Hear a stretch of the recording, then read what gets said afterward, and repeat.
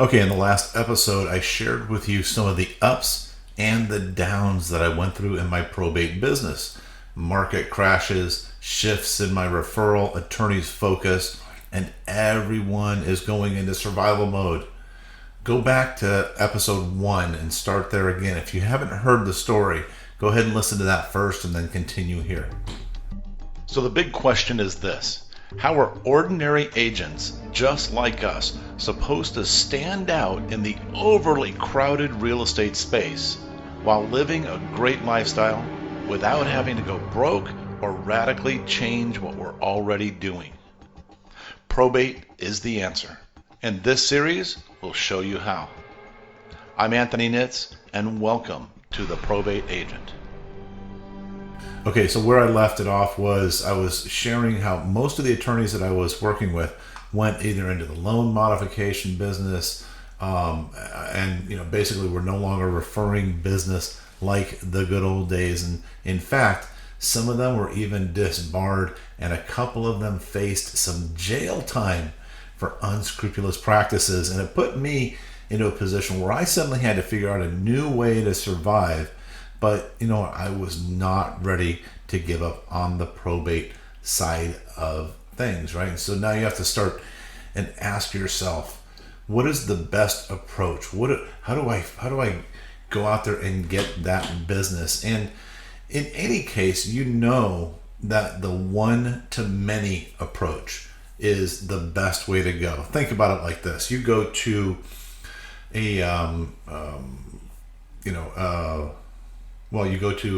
talk to an insurance person, right? And that insurance person, they're going to sit down with you. They're going to go over everything, and it's going to take an hour or two to explain everything to you. And finally you make a sale and they get paid a commission like we do as agents, right? Or the one-to-many approach. You can go to let's take it on a big scale, a big training seminar, right? And we've all been to those. And that trainer stands up there and they give some good information and gets you excited and everything. And for only this price, you can get at the back of the room what it is that I'm selling. And so at one time, that one person is speaking to many people at the same time and getting a certain number of them to purchase what they wanted them to buy, right?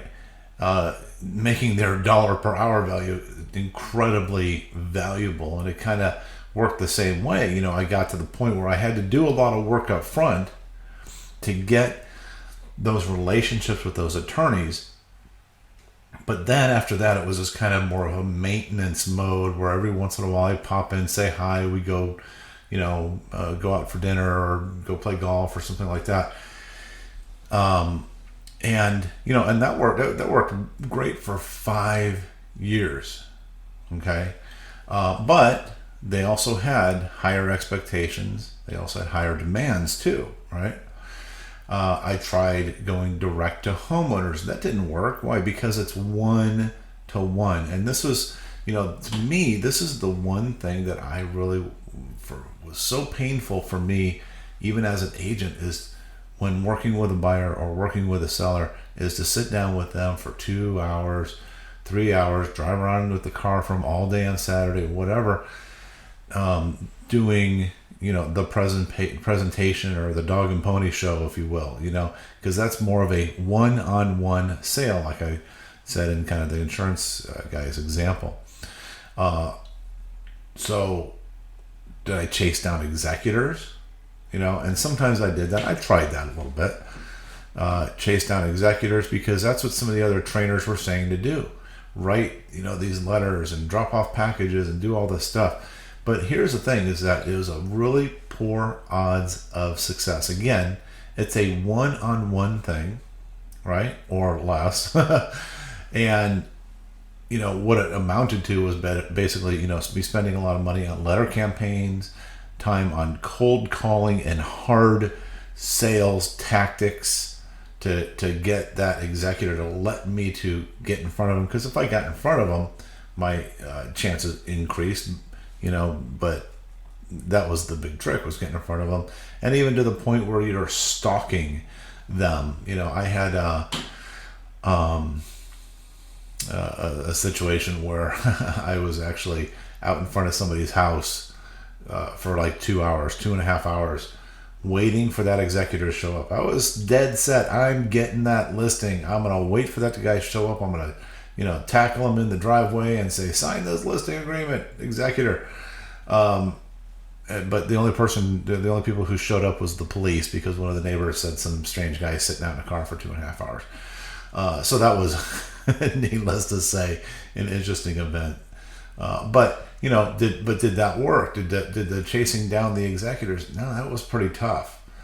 Estate sale planners. I thought, gosh, okay, wait a minute. Estate sale planners. Those guys, they know when mom and dad have passed away. They got to get everything ready to sell. They got to sell off all those knickknacks and appliances and tchotchke stuff. And a couple of things that I realized was that by the time the estate planner was involved, it was too late. Estate planners usually come as a referral from us or from their attorney, right? And so by then, chances are, in most cases, those people were already listed. Those homes were already listed. But in some cases, the estate planners, they knew what their position was, and they knew that they had a little influence.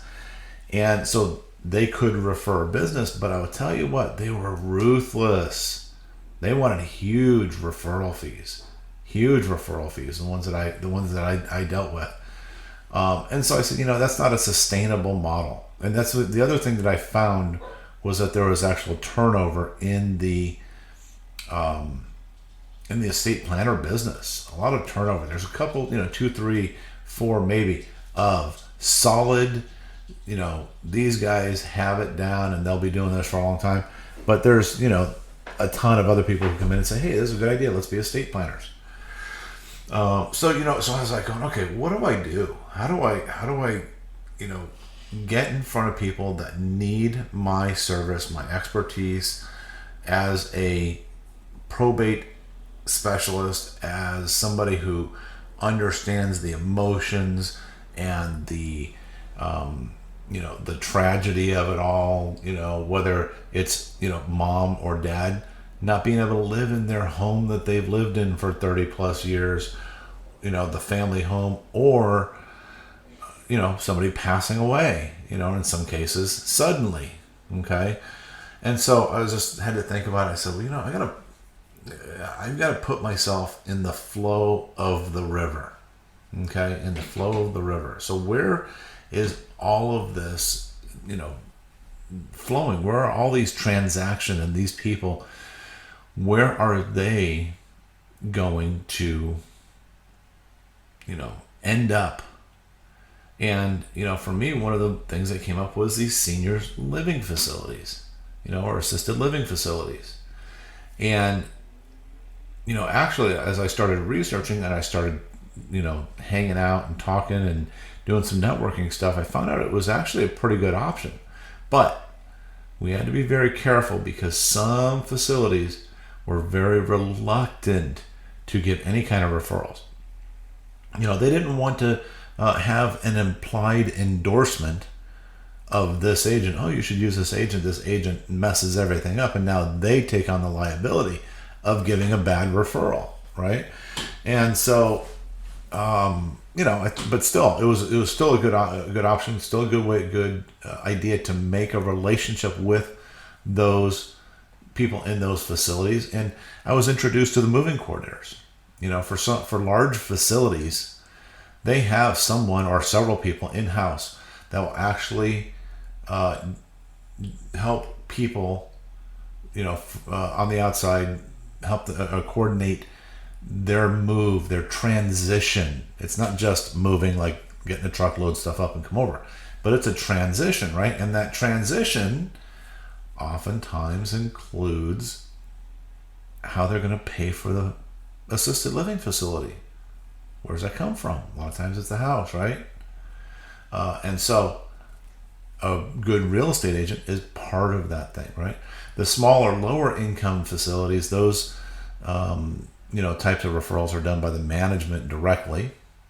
So they don't have like a separate, staff that handles just the moving and stuff like that, and that's okay. But by connecting with these moving coordinators, it proved to be a good option.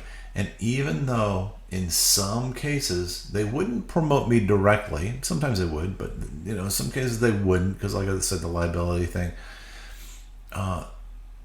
Most of the time, they would still put me in contact with the homeowner or family members, even if they did it indirectly, right? Indirectly, like they might call me and say, "Hey, Anthony, you know what? These people asked me to have somebody call them," or Anthony, you might want to go check this out. Now, I don't know where that fits today in the whole HIPAA thing and all that stuff. I'm sure there's a lot more restrictions.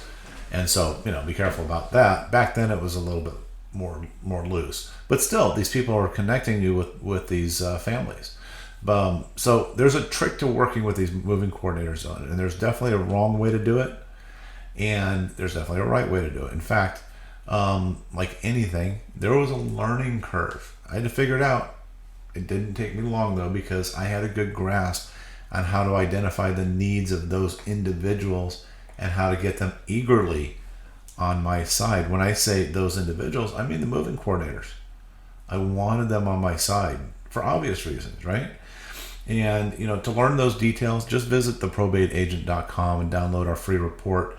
And, and we'll cover that. If you go there now, at the time of this recording, the site is not finished being revised. So just check back, and when those reports are available, they'll be there for download. Anyway, once I figured that out, I was back up on top again. But here's the funny thing: was that very few of these referrals that I was getting were actually probates. They weren't even probates. You see, while I do still take probate referrals today, I decided to put myself right smack in the flow of home sellers long before they ever became a probate. And by doing so, I'm picking up most of the properties that are in trusts. This is before they die. Okay?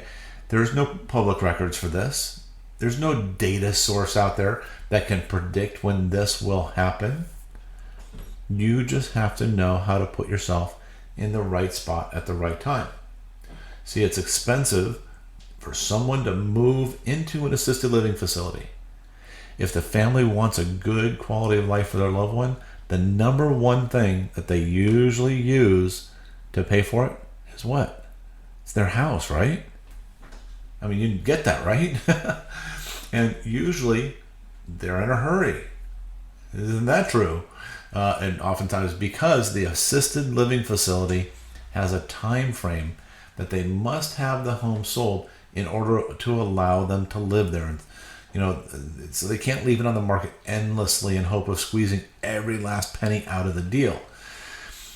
Some facilities, they'll let somebody move in for a period of time and say, well, 90 days or 60 days or whatever, you have to have the house sold. They're tying it to the house, but they don't want to risk sitting there all for a long period of time and then having a market shift or something like that. And now they can't get their money from the house. Okay, so there's a time limit. There is a time limit, and there's urgency. But here's the problem: is if you're just a regular old agent, just like the tens of thousands of agents in your existing area, and you walk in, you try to get in with these moving coordinators, they're going to be courteous. They're going to listen to your pitch, and they're going to say it was a pleasure meeting you, and they're going to shake your hand and thank you for coming by. And they're going to take your stack of business cards. They're going to wave at you politely on the way out. And you'll never hear from them again. Never. Why? It's all about specialization. It's all about being a specialist. And so even though you can sell a house just like everybody else can, if you do not have a specialty, and I'm not talking about having designations tagged onto the back of your name on your business card. I'm talking about specialization, real specialization, like what we're talking about here, becoming the probate agent for the area that you're in. Guys, we're going to cover that in an upcoming episode. Take care. Hey, thanks for listening. Please remember to subscribe right here where you're listening to us right now, and any of your other social media platforms. And leave feedback for me. It's really important to me and it helps us out. Do you have a question that you want answered live on the show? Go to theprobateagent.com to submit your question or even to get an opportunity to be interviewed. For my agent friends, you'll also find additional content and some freebies there that you can download right now. Until next time, let's put the pro back into probate.